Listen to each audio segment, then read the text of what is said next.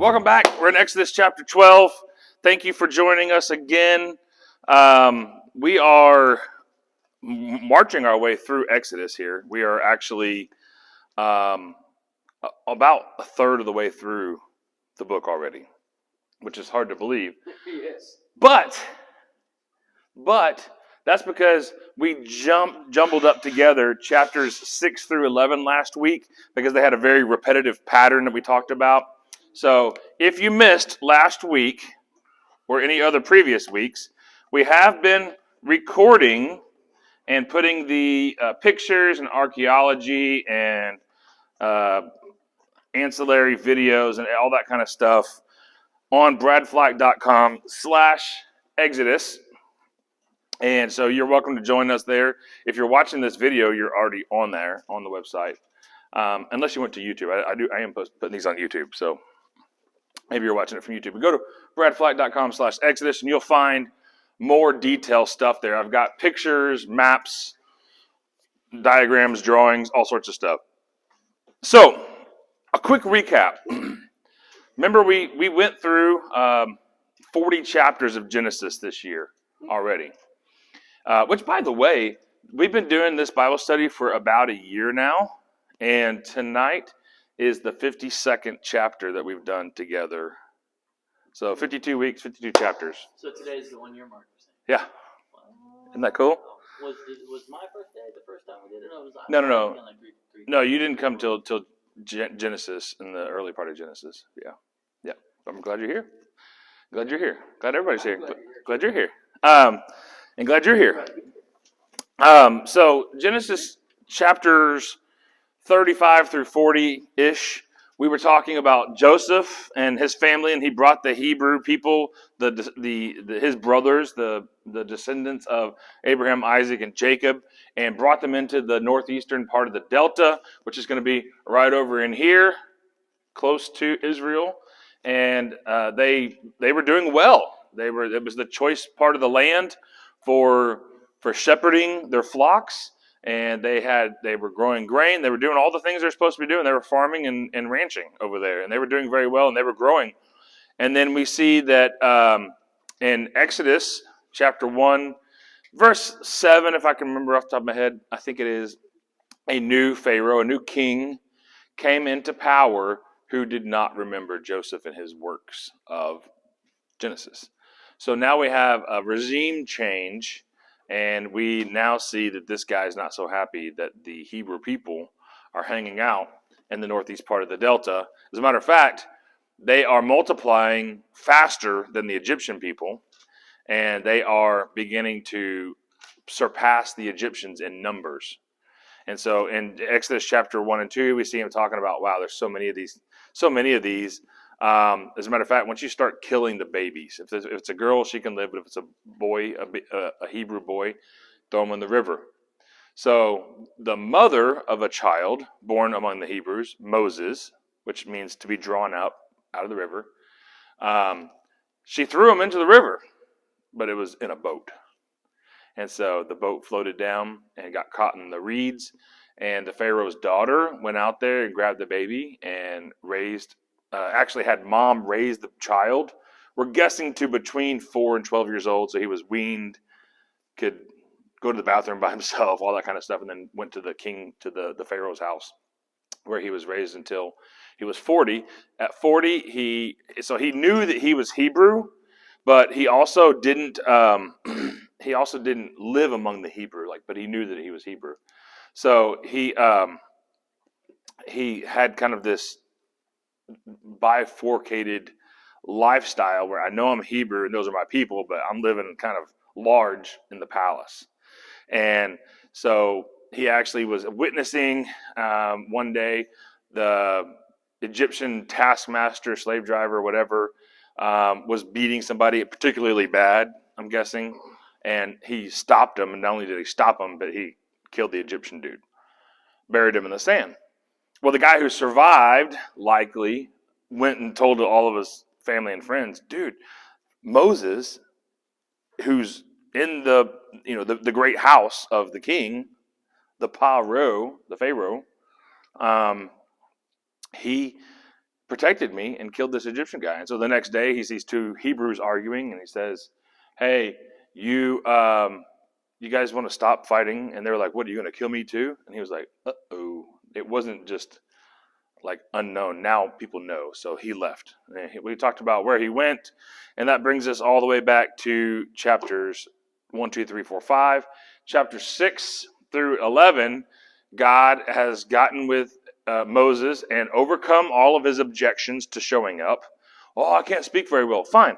Your brother's going to speak for you. Well, I can't speak very well. Okay, your excuses are done, Moses. Get on the road, right? He brings his wife into the fold on the journey, and we see that his wife actually circumcises their son to be obedient. So she's now in the mix. And so he shows up at the Pharaoh's door, meets with the people, and they believe.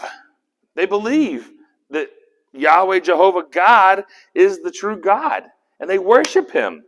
And so then he goes, all right, I'm going to go talk to Pharaoh tomorrow. I'm going to get you out of here. So he goes and says, Pharaoh, let my people go. And Pharaoh goes, psh, be quiet. He goes, no, for real, let my people go. And he's like, okay, first of all, what are you doing? All right. If you've got enough time to come in here asking for me to let these people go, perhaps you've got too much time on your hands. Make them work harder, and don't supply the straw for those mud bricks. And so the people are like, oh, no, things have gotten worse since you got here, Moses. Oh, you just get away now. So they kind of went from this, we believe that God's going to redeem us and get us out of here, to, oh, no, things have gotten a little harder. We're not in belief anymore. So it's a very shallow belief that they have. So then God says, Moses goes to God and complains a little bit. Hey, you said I was going to get these people out of here. What's going on? Things have gotten worse than they were before. God says, watch this. So then he goes through the plagues, and that's what we covered last week. So you go back and watch, go to badflight.com/Exodus, go to chapters 6 through 11. And he did the 9 plagues preceding the one that we're going to talk about today. And so today we're talking about the 10th plague. Okay, so we're in Exodus chapter 12. That brings you a quick up-to-date. I'm going to read this. I'm in the modern English version. You may be in a different version, and that's okay. Just follow along. The words are going to be a little bit different, but the meanings are going to be the same. Okay. Exodus chapter 12. Now the Lord spoke to Moses and Aaron in the land of Egypt, saying, this month shall be the beginning of months to you. It shall be the first month of the year to you. Speak to all the congregation of Israel, saying, on the 10th day of this month, every man shall take a lamb, according to the house of their fathers, a lamb for a household. And if the household be too little for a lamb, let him and his neighbor next to his house take it according to the number of the persons, according to what each man shall eat, divide the lamb. So, real quick here, and I've got this on the website here, but there's a diagram image on there, and this is kind of the circular view of the Hebrew calendar, and it's actually a lunar calendar which follows the moon.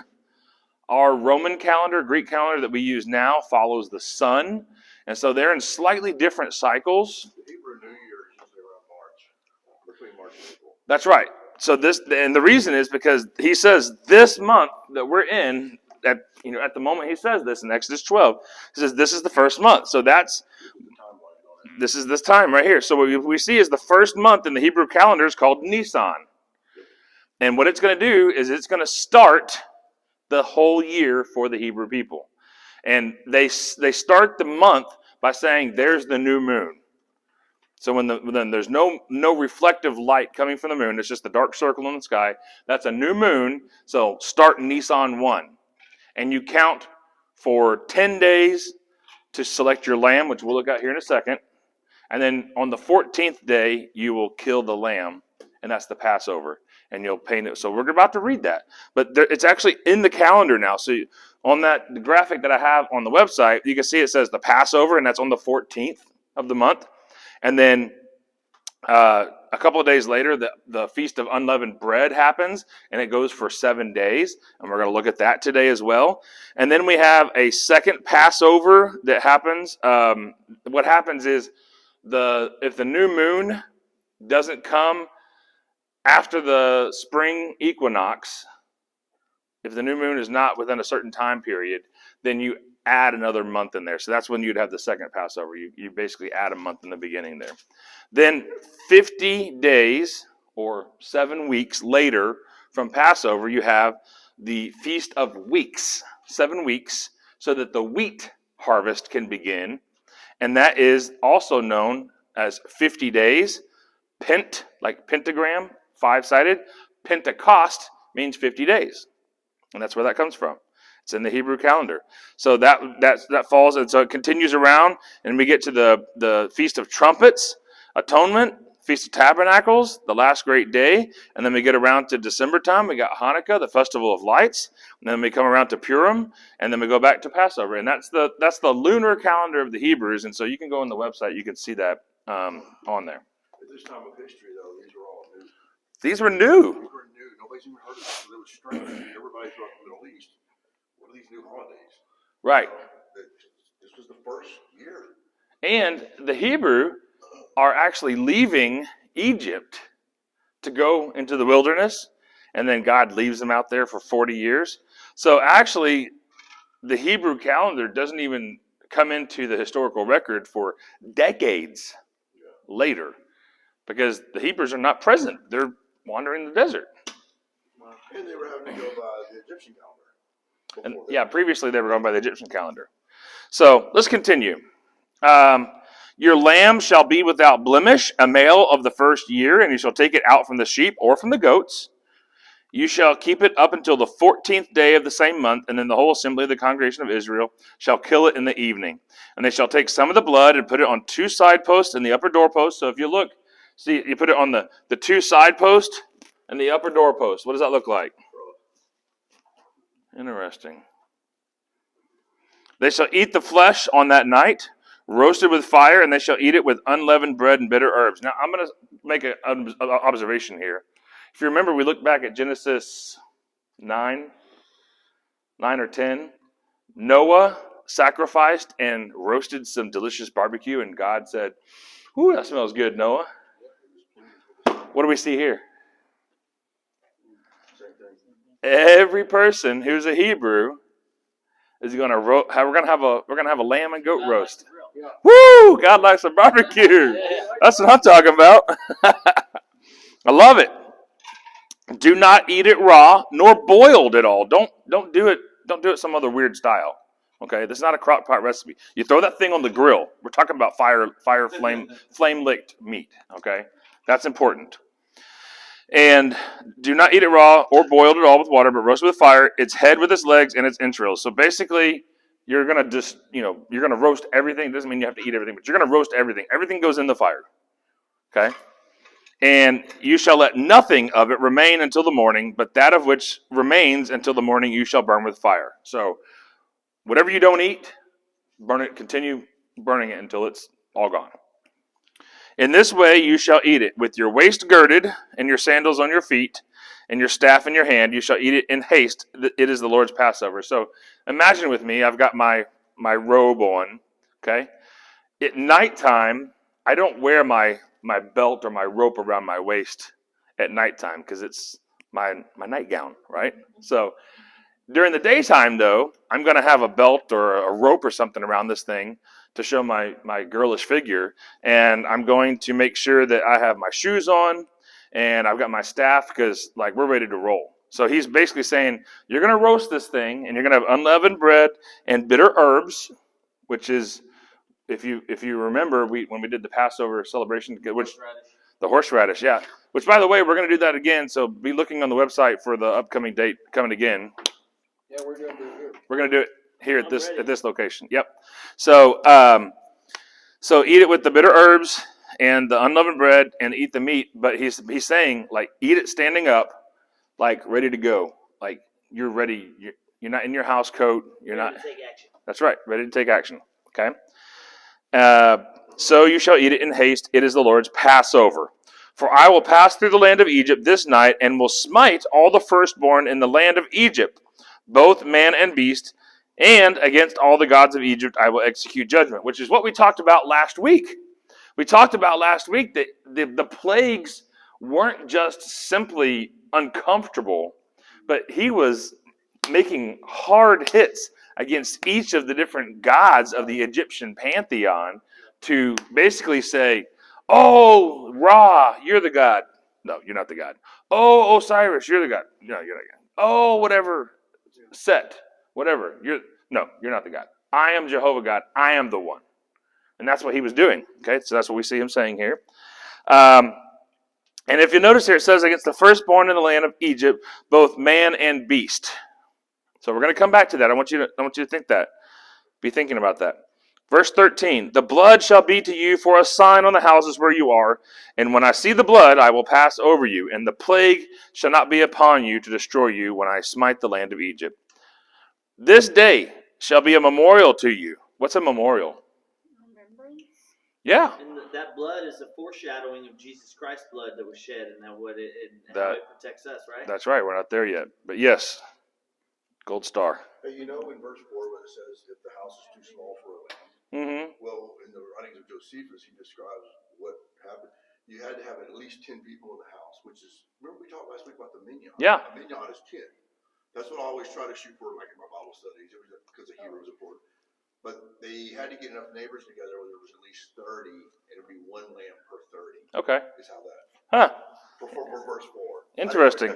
No, I like that. That's good. That's good insight. I like that. So, memorial. Yeah, a memorial is something that you do on a regular basis. Okay? Once a year. Once a year, you do something. Okay?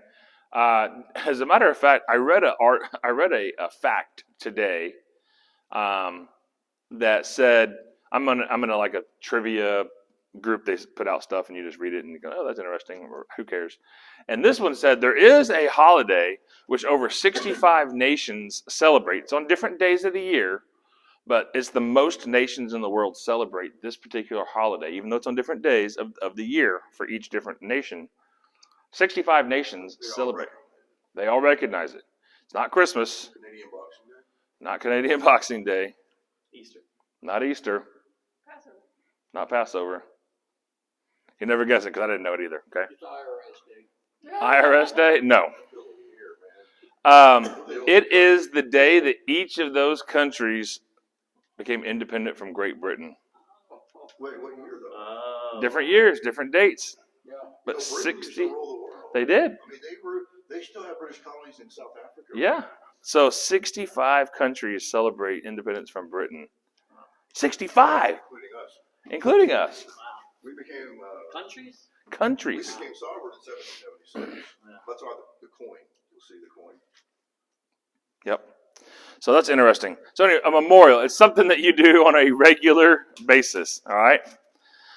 So you shall keep it as a memorial to you, and you shall keep it as a feast to the Lord throughout your generations. You shall keep it as a feast by an eternal ordinance. She's fighting your bagel. What's she doing? So verse 15. Verse 15, 7 days you shall eat unleavened bread. On the first day you shall put away leaven out of your houses, for whoever eats leavened bread from the first day until the seventh day, that person shall be cut off from Israel. So hold on. What is leaven? Yeast. Yeast. Now, Paul talks about this later. I love the significance of that. Paul talks about it later. What does he say? What does he say, Chris? Well, I'm not sure what he says, but the purpose of leaven is because you're in a hurry. You're to leave. Correct. Basically is where I'm going with this. But I don't know the verse. No. So it says they don't have enough time to let the dough rise naturally. It's yeast speeds the process because it actually eats the sugars, creates carbon dioxide gas, and those bubbles make the dough bubble up. So he literally is saying you're not going to have time. Remember, because you're eating like this, standing up with your staff. So we don't have time for your bread to rise. We're going to eat flat cakes, flat bread, okay, pitas. Very dense flat cakes. Now, Paul later in the New Testament, he says this, because of the significance, and I put this on the website, that the significance of this was a practical standpoint to not have leaven, but the Hebrews, the Jews, the Israelites, over time changed this into a more of a spiritual connection, and so they've connected because of what it's saying here in verses 15 and 16. It's saying, get the leaven out of your house for 7 days. So they literally got the yeast and got rid of all the yeast. So you get rid of all the bagels and all the yeast rolls, the bread and everything else. Everything else that's got yeast in it. And so Paul writes later, and he says, because he was Jewish and he was a Pharisee, right? Remember, he was a follower of the law. He knew that this practice of getting rid of the yeast out of the house was significant to a Jewish person, to say we are physically getting rid of leaven out of our lives for 7 days. But on a spiritual level, we're gonna seek to get rid of the sin out of our lives for 7 days. It's like a fast. It's like a fast, okay? Yeast fast. A yeast fast. Well, Paul says this in the New Testament, and I don't have the verse in front of me. I don't have the, but I'll put it on the website, because now that I've said this, and someone's going to be like, well, he didn't put the reference. So yeah, and Jason's not here to tell us that. So shame on you for not being here, Jason. So Paul says, do you not realize, or do you not know, that even a little bit of leaven, a little bit of yeast, makes the whole dough rise? So what he's saying is, if you put a little bit of yeast into the dough and mix it up, what happens to the whole dough? Rises. It rises. So that means that little bitty tiny bit of yeast infects the whole dough. Right? You see the point? Yeah. You can't say, okay, I'm going to cut out the yeast section out of this loaf of bread. It's mixed in. No. It's all in there, even if it's just a little bit. So what he was talking about, he's talking about sin in our lives. Like, well, I'm upstanding. I haven't killed anybody. I haven't had a speeding ticket in 3 years. Whatever it is. But I've got a closet addiction to pornography, or I'm cheating on my taxes, or I'm whatever it is. Right? We have even that little bit of yeast, even that little bit of leaven, leavens the whole dough. Infects our whole relationship. Infects our whole selves. And so it's not us who can do anything about that. Only Jesus, which we're going to get to that in just a little bit, okay? That's foreshadowing for towards the end tonight. All right? So verse 16, on the first day there shall be a holy convocation, which means we're going to party down at church. And on the seventh day there shall be a holy convocation for you, another party, okay? No manner of work shall be done on them, but that which every man must eat, that only may be prepared for you. So just enough so you can eat. Other than that, no one's working, no one's doing anything. Okay? You shall observe the feast of unleavened bread, for on this very day I brought your armies out of the land of Egypt, and therefore you shall observe this day throughout your generations as an ordinance forever. In the first month, which is Nisan, which we looked at, the circle, the lunar cycle here. In the first month, on the 14th day of the month, at evening, you shall eat unleavened bread until the 21st day of the month at evening. 7 days shall there be no leaven found in your houses, for whoever eats that which is leavened, that person shall be cut off from the congregation of Israel, whether he be a stranger or born in the land. So if you eat bread, we're kicking you out. With yeast. With yeast in it. Leaven. You're getting kicked out. You're getting kicked out. Now, if you note here in verse 19, it's saying whether you are a Hebrew, you're a circumcised Jew, or you're just somebody who's like, maybe I'm an Egyptian person who's now a slave of a Jewish people on the way out, or maybe I'm from some other place. It's basically saying it doesn't matter. If they do this, you cut them off. They're done. Okay? Verse 20, you shall eat nothing leavened. In all your dwellings you shall eat unleavened bread. Verse 21, then Moses called for all the elders of Israel and said to them, now hold on, these elders of Israel are the ones he met with in chapter 5 and told them about the plan that God had to rescue them and get them out of slavery. And they immediately worshipped and bowed down and worshipped God, Jehovah God. So he's back with these elders and Moses says, draw out and take for yourselves a lamb according to your families and kill the Passover lamb. You shall take a bunch of hyssop, which hyssop is a branch. It's also got some essential oils in it, but it's a hyssop. It's also later used. Do you know what else it's later used for? I'll come to that. And dip it in the blood that is in the basin and apply it to the lintel and to the side posts. The lintel and the side posts. What do you think is happening?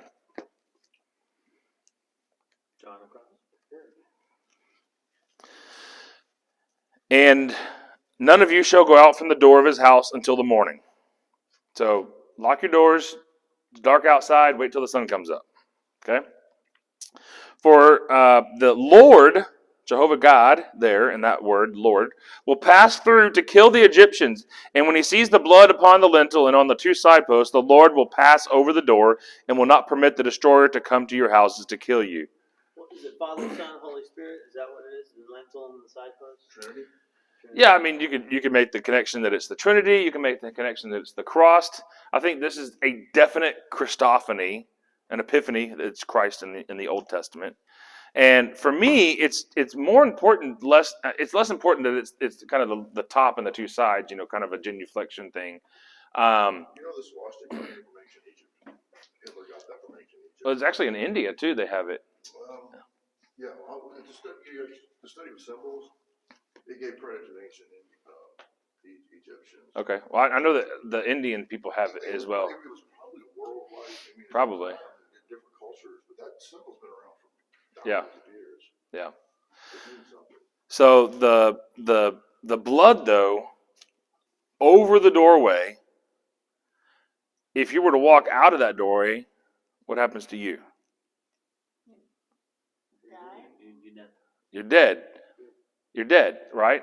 But you are protected in the sanctuary or in the safe place in the house that has the blood on it. You're protected by the blood. And does it matter? Does it say, if you're pretty good and you invite your neighbor over and y'all share a big goat together, and then the angel of death is going to pass by? Does it say, make sure that you give lots of money to this charity organization, because then the angel of death is going to pass you by? Do you get what it's? It has no regard to what these people have done, because it's not about them. It's about that lamb, the sacrificial lamb. It has nothing to do with those people inside the house, and everything to do with the lamb. Every drop of blood. Nothing to do with the people inside. What do we do to save ourselves today? I go to church enough? Did I pray enough? Did I give enough money?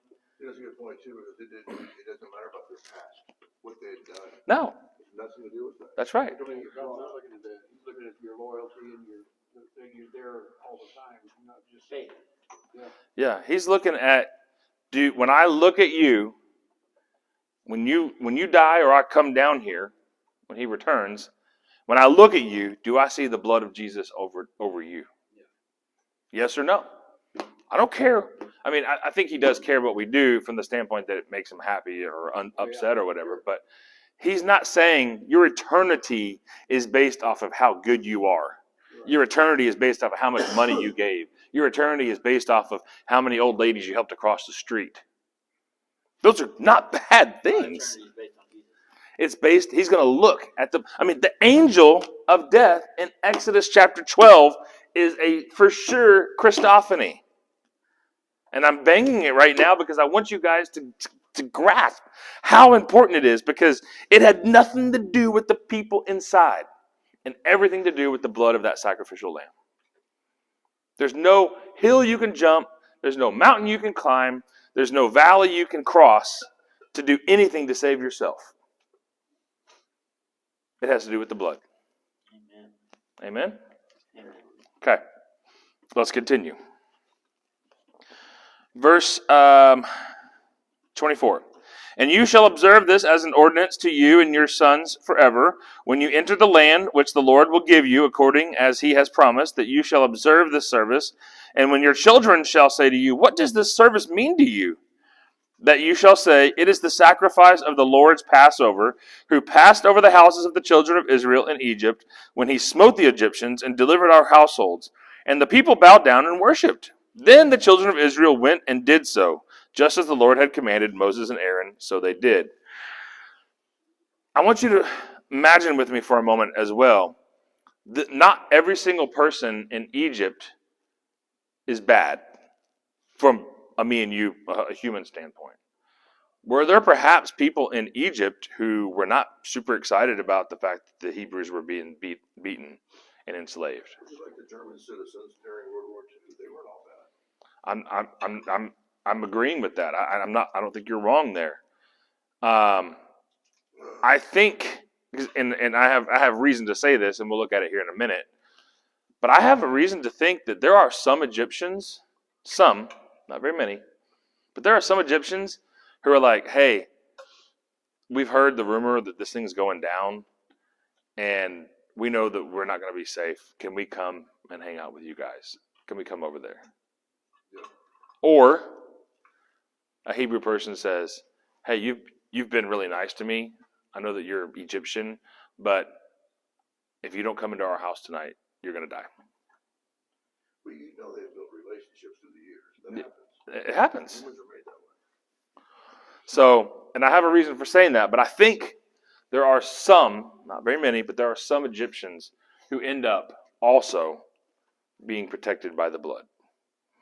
And that is a foreshadowing of the people who will become followers of Christ after Jesus ascends back to heaven.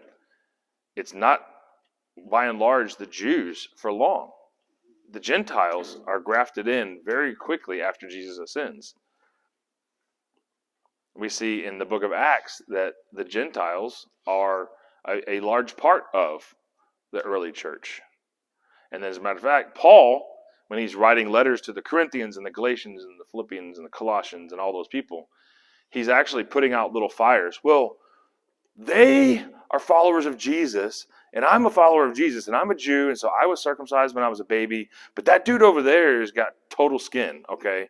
So I think that he needs to get clipped so that he can be a follower of Jesus too. And Paul's like, whoa. Listen, if he decides to do that, fine, good for him. But if he doesn't, that's not what it's about. Because going back to the Passover lamb, is it about the people that were circumcised or uncircumcised in those houses? No! It was about the blood. It's about Jesus. The whole thing. Every bit of it. All right, verse 29. At midnight. So, if you're ever out at midnight, just know that this is a scary hour and you shouldn't be out. My dad always said nothing good happens after midnight. And this is proof of it right here. So whenever I have kids, if you're watching this later, this is where I get this from. I'm going to tell them, don't go out. You can't get out past midnight. Because the angel of death's going to be out. Yeah. And I ran out of lamb's blood. At midnight, the Lord smote all the firstborn in the land of Egypt. Now listen to this. From the firstborn of Pharaoh, which is Pharaoh's son, that sat on his throne, to the firstborn of the captive, that includes some sort of Hebrews who didn't listen to this. Are you seeing that? From the firstborn of Pharaoh that sat on his throne, to the firstborn of the captive who was in the dungeon, and all the firstborn livestock. So he's saying there are some that are in prison that were firstborn. So are you firstborn? Brandy, are you firstborn? Are you? Are you, Chris? I am. So in this room, the angel of death comes, and we got the blood post on there. All of us live. The angel of death comes, and we don't have blood. Me and Mike, gone. Just think of all the cattle. And it says, yeah, the end of verse 29 there. It includes all the cows and sheep and goats. And they don't have houses that they could put. I mean, I guess if your house is big enough, you squeeze in sheep and cattle and stuff in your house. Well, when they were building pyramids, the labor force was about 20,000 people, per pyramid. They said it took 2,500 cattle a day to feed the labor force. I don't doubt that. So just think how many millions were on the outskirts or in the Nile Valley feeding. Mm-hmm. So think about this hit them economically. Oh, gosh. Well, they've already had all these other plagues that we talked about last week. They don't have any more crops. They're fixing to starve. Yes. God is bringing them to their knees. Right. Okay? And It's their Egyptian COVID. yeah, he's shutting down their entire economy. But yeah, think about that. Like, so it would be me and Mike. At my house, it would be me and Bennett. Yeah. Both of my parents are firstborns, so they would both be gone. So, I mean, you just think about all the firstborn people. Marcia twos. She would be gone. I mean, you imagine the implications of this. So they just dropped dead, like their bodies didn't like disintegrate or something? No. It's not. They weren't snapped like Thanos. Like they literally would just be like, just they'd be dead. So my mom used to watch this movie. I think it was on Turner Classic Movies. Mm-hmm. It's the 10 Commandments. Oh yeah, it's a great movie. Classic. And that's what that scene of the blood on the doors is what I remember from her watching it. Well, that's where it comes from. Still a good movie, even though the one in the 60s. That one Yeah, I think so. Man, I was watching it this week. It's still good. I'd like to see it. Well, maybe I like the new one with Christian Bale. I haven't watched it. All right, so verse 30. Pharaoh rose up in the night. Remember what was God's command to them? Stay in your house until morning time, right? Well, Pharaoh rose up in the night, he and all his servants and all the Egyptians, and there was a great cry in Egypt, for there was not a house that there was not someone dead. So if you're in your house, Someone's dead in your house. if you're in your house and you have the blood of the Lamb, but you can hear all around you the crying, the wailing. Citywide. That's got to be, even though you're safe and protected, that's got to be something that strikes you in the core. And you know what? We should be feeling that same thing. I'm guilty of this too. We should all be feeling that same thing for the people who don't have Jesus in their lives today. Poor things. That they are on a path to certain death and eternal destruction. And we are protected, not because of what we do, because of the blood of the Lamb, the blood of Jesus over us. And that there are people who don't have that protection. They don't have that. And so we should be ever more increasingly inviting people in to be protected by that blood too. Okay. Verse 31. So Pharaoh rose up and they were all crying. Then he called for Moses and Aaron at night and said, "Rise up and get out from among my people, both you and the children of Israel, and go. Serve the Lord as you have said. Also, take your flocks and your herds as you have said, and be gone, and bless me also." So, wait a second. Did you hear that last thing? What did he say? Bless me also. Yeah, what? So what's happened here? He's feeling like he needs something else to protect him. He's seeing too much. Maybe, perhaps, because his firstborn son, Yeah. 30? 31? Sorry? 31? 32. 32. So Pharaoh finally is broken here. His firstborn son's dead. His country's in ruins. He's got hundreds of thousands of people dead in his people, the Egyptians. He's got to be scared. And so finally he was like, "Hey, Moses, get up. Get out of your house. I know, I don't care. Get up, get up. Listen, you take your people and take all your livestock and get out of here. And go worship God like you said you're going to do. And pray for me. And pray for me?" Yeah. He finally is saying there's power in Jehovah. There's power in this God. Because that's who they're going to worship. Do you see that? Isn't that cool? 33. The Egyptians urged the people so that they might send them out of the land in haste. Let me read that again. The Egyptians urged the people. Come on, guys. Let's go. Get on out of here. So that they might send them, the Hebrews, out of the land in haste. For they said, "We will all be dead." So the people took their dough before it was leavened, with their kneading troughs being bound up on their cloths and their shoulders. Now the children of Israel did according to the word of Moses, and they requested of the Egyptians articles of silver and articles of gold and clothing. And the Lord gave the people favor in the sight of the Egyptians, so they gave them what they requested, and thus they plundered the Egyptians. He said all the way back in chapter 3, I think it was, or 2 or 3, this is what was going to happen. He had the whole thing. I mean, he outlined the whole thing. Yeah. So now we're here to this place, and they have been captive, and they have been beaten down and downtrodden. And he said, not only is he going to let you go, the letting go means it's more of an active passive. It's like, I'm letting you go, right? I'm opening my hands, you're free to go. But this here is saying that not only Pharaoh, but also the other Egyptians are like, no, come on, go. Get your, you want this, here, take the next, get on out of here. That's an action. That's not a passive, fine, I released my grip. That's not only have I released my grip, I'm now kicking you in the butt to get you out of here as fast as possible. We don't want any more of what you got. We don't want any more of it. Because we'll end up all dead. And so they plundered the Egyptians. Now, we're going to read here in another couple chapters what's going to happen with this silver and gold that they're taking out of here. But they are not walking away empty-handed. Did they do anything to earn this wealth that they're taking off? So they didn't like work hard and buy this gold and silver. Are they stealing it from them? You know, the Egyptians might have just wanted them out of there too. It's like, hey, take it, you know, because Yeah. they lost loved ones. Yeah. Did the Hebrews rob or steal or burglarize? What happened here? I think they get out of here. Yeah. They're like, Get riddance. well, I kind of like that. Here, take it, whatever. Just get on out of here. Okay?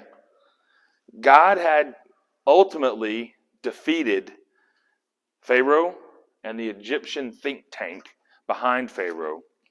I think there were people, because we looked at this earlier, there were some people, even the magicians, who remember on plague number 3, they said, this has kind of got God's fingerprint on this thing. We're not so sure about this. I think there were people in the background who were naysaying, like, Pharaoh, I know that you want to be all that, but this is... You got to put yourself... Yeah. Just like us. Yeah, they're people too. Just like us. And surely they're like, I don't know, Pharaoh, you're the king, but this doesn't make a lot of sense what you're doing here. Yeah. And so finally, Pharaoh and everybody else is just saying, just get them out of here. We're done. We're done with this thing, okay? So, 37, the children of Israel journeyed from Ramses to Sukkot, about 600,000 men on foot besides children. Now, Ramses was a town that was built on top of the town that they were in. So if I told you Harrisburg, Texas, do you know where Harrisburg, Texas is? No. You don't have a clue. Harrisburg, Texas is where Harrisburg Street is on the east side of downtown. It was, no, not today, but that was where the original footprint, the original dock was for Houston, Harris County. That was the original dock on Buffalo Bayou that they started the city from there, and then it just exploded from that point. Okay, so Houston is what we call it today, but originally it was that little tiny thing of Harrisburg. Okay, so what he's saying is, So that's where Harris County came from? That's where Harris County came from. So he says, you're going to go from Ramses to Sukkot. Now, Sukkot is in the desert, and I'm going to have a map on here for you, and I'll point that out to you. But Ramses is what they're calling it now, but back then it was called Avaris, Avaris. So that would be like Harrisburg, Avaris, and then Ramses, Houston. What about Memphis? Memphis is, so the delta, here, let me draw it, because I want you to have a good, let me erase this. They were saying that Memphis... That's where the temples were, but they say that area spread out as big as LA at that time. Yes, so, but it's not the same as where we are today. And I'll explain why. We actually get that from Genesis, which we covered. Well, something's called Luxor today, and it wasn't called Luxor back then. I forget what it was. Yeah. Oh, it was called Memphis. Now it's called Luxor. Right, so Cairo is right here. Memphis is right here. And Avaris, Ramses is right there, or we also know it as Goshen. the land, this kind of region of Goshen over here. And he moved the palace, Joseph moved the palace, the Pharaoh palace, to this area. Because remember, when she tossed Moses in the boat and put him in the river, the Pharaoh's daughter found it. It wasn't down here, it was over here. This is where the temple complex and the burials and the Valley of the Kings and all that stuff was going on. But this is where he was situated during this time. And it's because of the contextual clues that we have. So effectively, what we're calling the area of Goshen and the city of Avaris, nowadays, whenever Moses was writing this, years later, it was the city of Ramses, who's a different Pharaoh, named it after him. They retitled it. Okay? It'd be like when you change a street name from 2nd Street to MLK Boulevard. It's a kind of honorary title of something. Okay? So they went from there, and they're heading this direction to Succoth. And I'll put a map on there of the actual location. All right? And it says about 600,000 men on foot. So if we've got 600,000 men on foot, normally you look at 1.5 to 3 times that number for women and children added. You're talking about the Israel Hebrews, right? Mm-hmm. Okay. So if you do 1.5 times the number, then that's going to get you about 1 million people. And that's a slow-moving train, man. Yes. Think about the carts, the animals, because they had to eat. So you had to bring lambs, goats. Mm-hmm. That's slow-moving right there. And if it was up to 3 times that number, it'd be closer to 2 million people with all of their stuff, all their goats, all of their whatever. God knew how much time to give them to. You're fixing to get into this. Yes. Well, not today, but yes, we're going to get into that soon. But he knew they had start they needed. They had to get a head start because this ain't something that you can just. Right. That many people? No. And if you'll remember, he was saying, and I have on that map the circles where it talks about 45 or 60 miles. If we're going to go 3 days journey into the wilderness, as I put 45 to 60 miles is probably about what he was asking to do. 45 to 60 miles is something that him and a group of guys could do. 1 to 2 million people are not going to go 45 to 60 miles in a day. No, they're moving 5 miles maybe. I mean, it's slow trudging process. Because a soldier can march in the Civil War about 18 miles a day. Right. So, that's marching. Yes. This is not marching. No. This is me walking forward. Oh, where's little Johnny? Get over here! And he's stopping. People are still walking, and then walking, and yeah. This is not a very fast pace. All right. So 1 million to 2 million people. I've heard some estimates say 3 million people. I wouldn't be surprised. But somewhere in the 1 to 3 million people leaving at one time. I'm almost wondering if you could see that from outer space.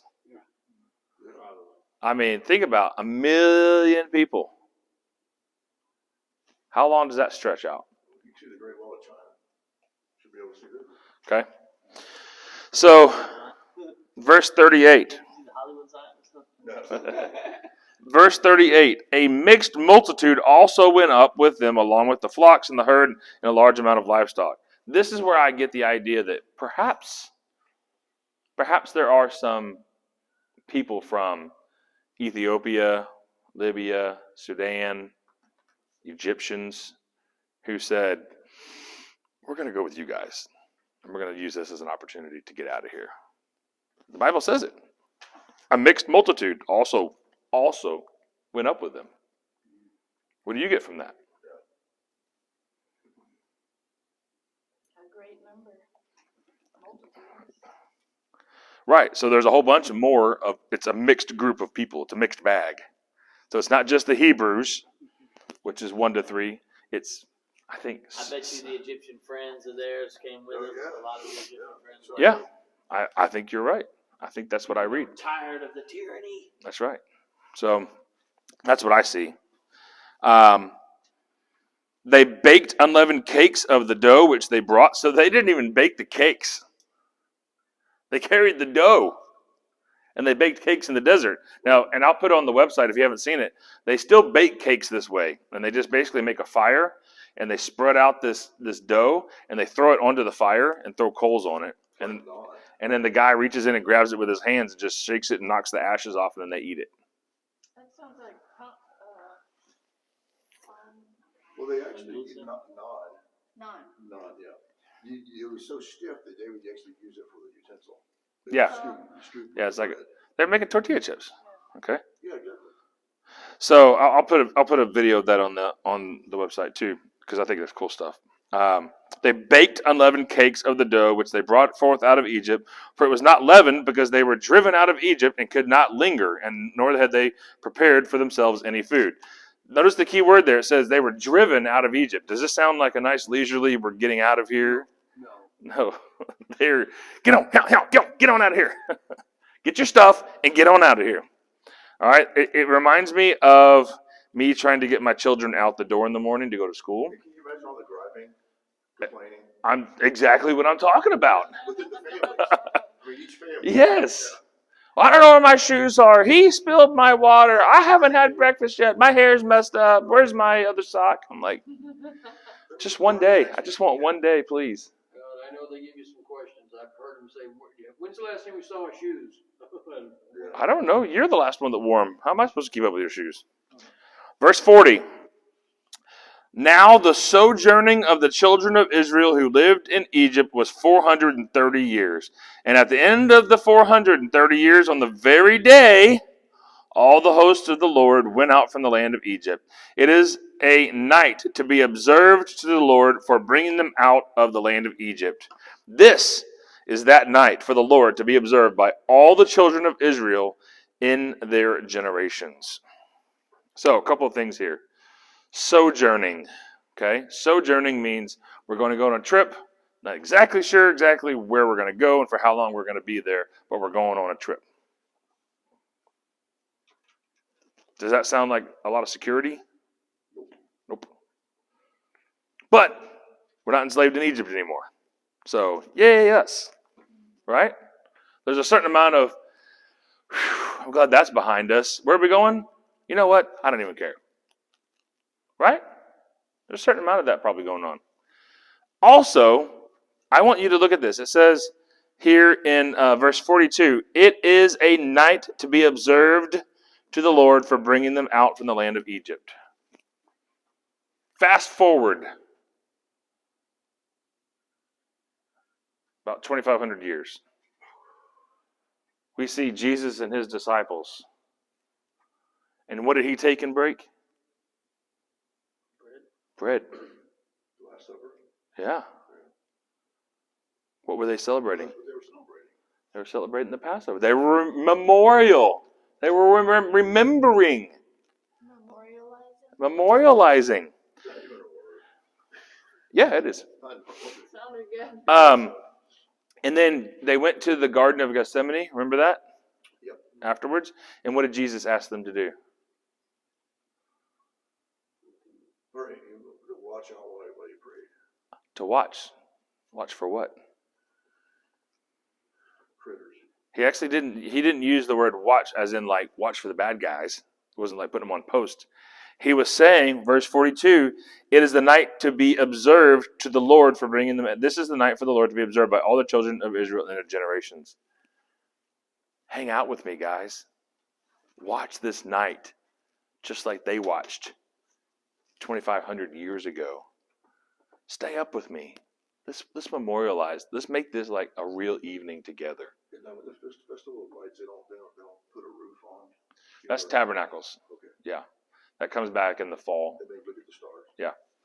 So Jesus was celebrating Passover, and he was down to the letter following Exodus 12, verse 41 and 42. Right here. Guys, I know that everyone else is tired and they're full from the dinner and all that stuff, but would y'all come out here with me?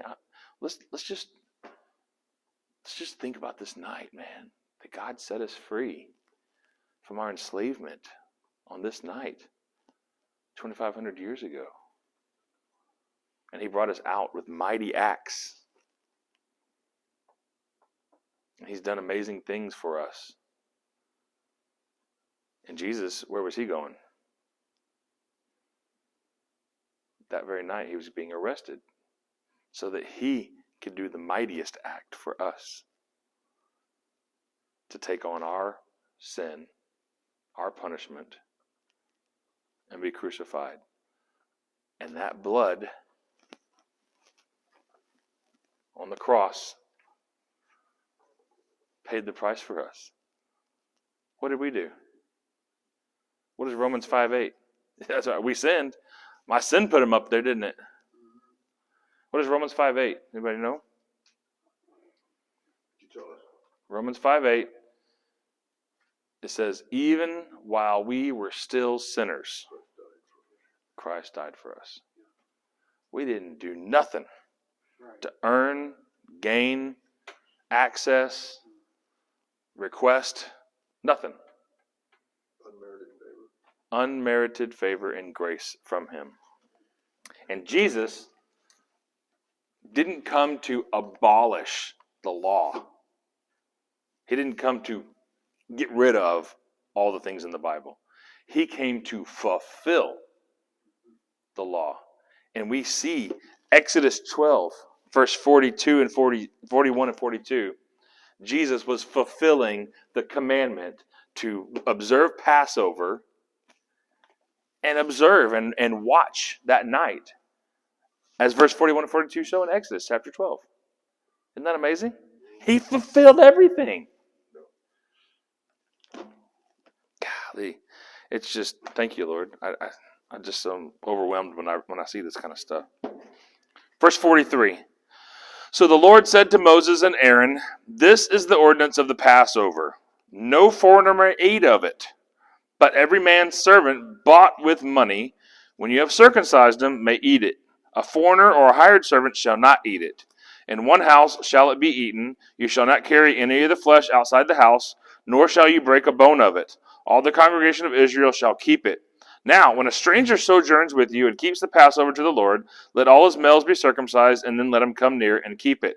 And he shall be as one that is born in the land. However, no uncircumcised person shall eat of it. The same law shall apply to him that is a native and to the stranger who sojourns among you. So, this is written after that first night. They're already out of that land of Egypt. Do you see that? Because it says they went, 600,000 men, plus women and children, went from Ramses to Succoth. We're already out of the land of Egypt here.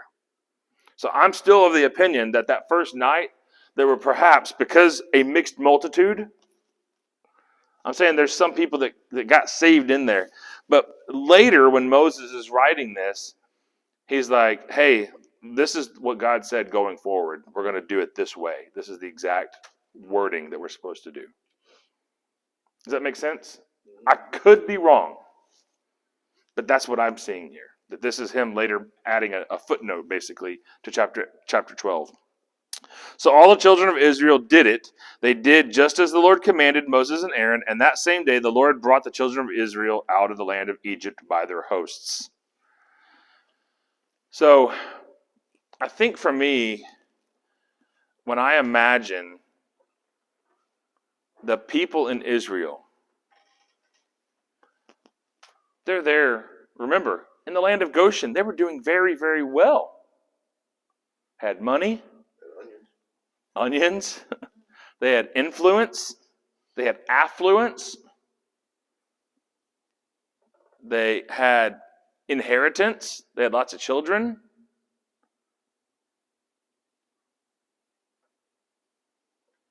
And do you think that if they had money, position, children are doing good, school system's okay, nice neighborhood, that they would follow God and leave that place to go somewhere else?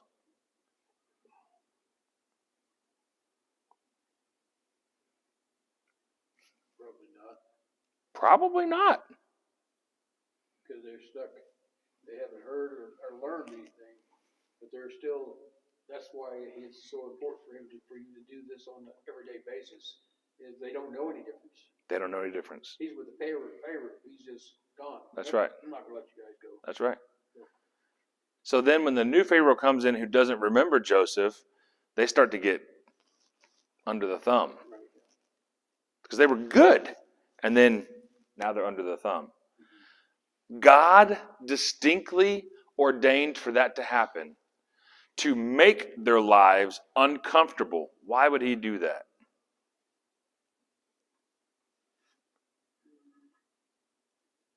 Their total time there was 430 years. I don't have an exact number for how much time they were under the thumb, okay? It wasn't the whole 430 years. They were there in Egypt 430 years total. So a portion of that was good, and then a portion of that was they were under the thumb. But he allowed them to be under that thumb for that window of time for a reason. Why?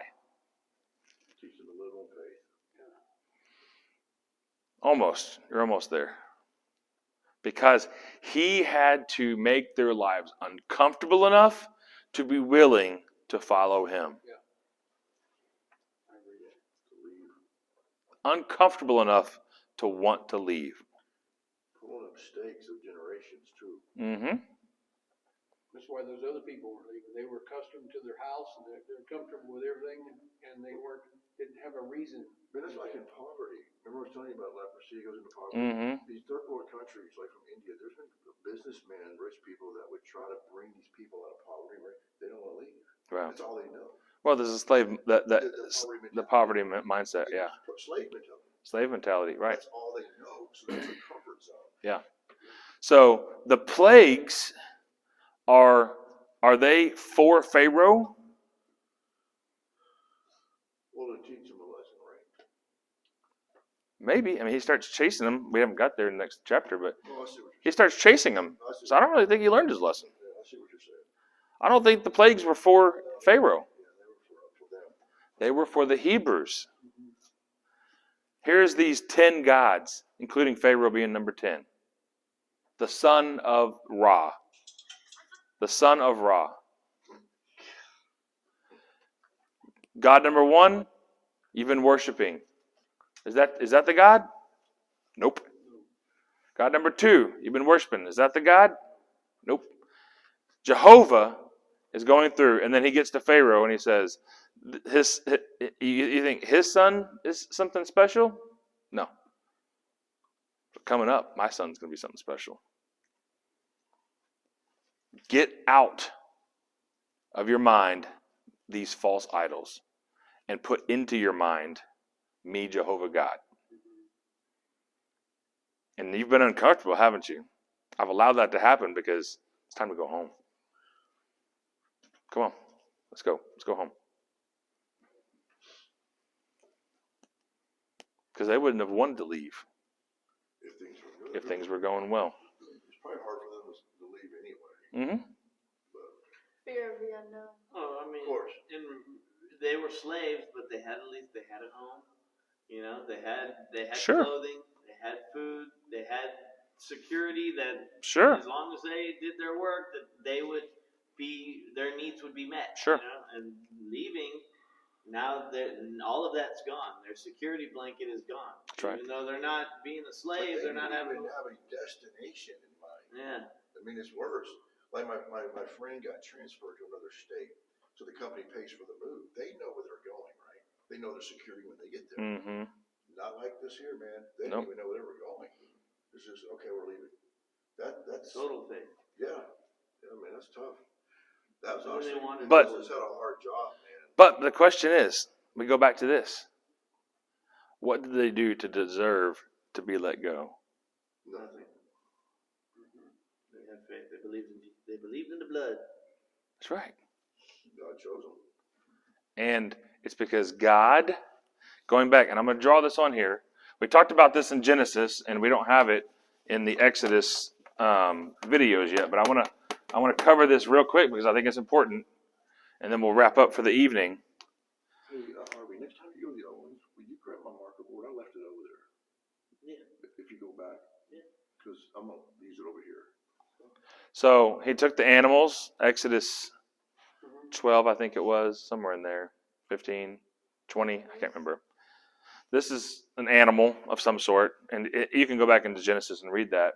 I said Exodus. Genesis, I think 12 to 20, somewhere in there. And so the blood is running out to here. And so it says that the first person who passes through the animals is the greater party and says, I am the one who's worthy to start this covenant between me and this other person. I'm the one who's powerful and able to make this covenant happen. The second person who passes through is the lesser person. And what they're saying is, I'm going to go in this covenant with this bigger person. And if I don't fulfill my end of the covenant, may this happen to me the same as this animal. So Abraham, I'm in Exodus mode. Abraham was in sleep paralysis. It says he was sleeping, he couldn't move. And God walked through twice. I'll take responsibility for you and me. I'm God. I'm the one powerful enough to make this covenant with you, Abraham. And you know what? When you fail, I'm also going to take the penalty for you. What did Abraham do? He laid there like a dead log. Nothing. What did the Hebrew people do? Nothing. What do we do to save ourselves? Not a piñata. Nothing. It is all from God. It flows down from God, and we glorify Him. That's it. It can't be about anything else. That's Exodus chapter 12. I mean, Exodus is still the second book of the Bible. I mean, we're right here on the scope of the Bible. So what, a book a year? We'll be here for what, 43 years? Lord willing. Lord willing. But here's the deal. How many times in that much of the Bible, of this whole Bible, have we found evidence of God saving us beyond our capability of doing it and seen indications and signs of Jesus being there? Lots. It's not just in the New Testament. It's right there. Every time we do this, it's showing Him up. It's called the living word. It is. A book written thousands of years ago still apply today. Absolutely. I don't think another book.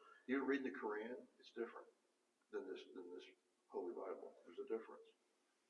Well, even if you want to go into facts for a second, like, you talk about the Odyssey, Homer's Odyssey, and they're like, oh yeah, Homer wrote that, and it was this time, and it was from this to this, and we have this many copies of it, et cetera, et cetera. Well, the amount of copies that they have of the Odyssey, and I don't have the number in front of my face, but it's something like they have like 174 copies of Homer's Odyssey. From the same time period, we have Old Testament manuscripts, something in like the 5,000 copy. And New Testament, something in the like 10,000 copy. From the same time period. But we're not sure if the Bible's true. But we've for sure, with 174 copies, we're for sure that Homer wrote the Odyssey and it's this timeline and it's this and this and this and this. A lot of people don't understand or get the significance of the Dead Sea Scrolls. Dead Sea Scrolls, right now, huge. It just backed up our faith and our. Yeah. It did a lot for the Christian people. So my question to end tonight is this. Where are you feeling uncomfortable besides having a baby pushing on your bladder? Where are you feeling uncomfortable? And is that possibly you've done something and God's trying to discipline you? Or is it perhaps God is making you uncomfortable because He wants to take you to the next adventure with Him? I think He's trying to prepare us for what He's about to do for us. Mm-hmm.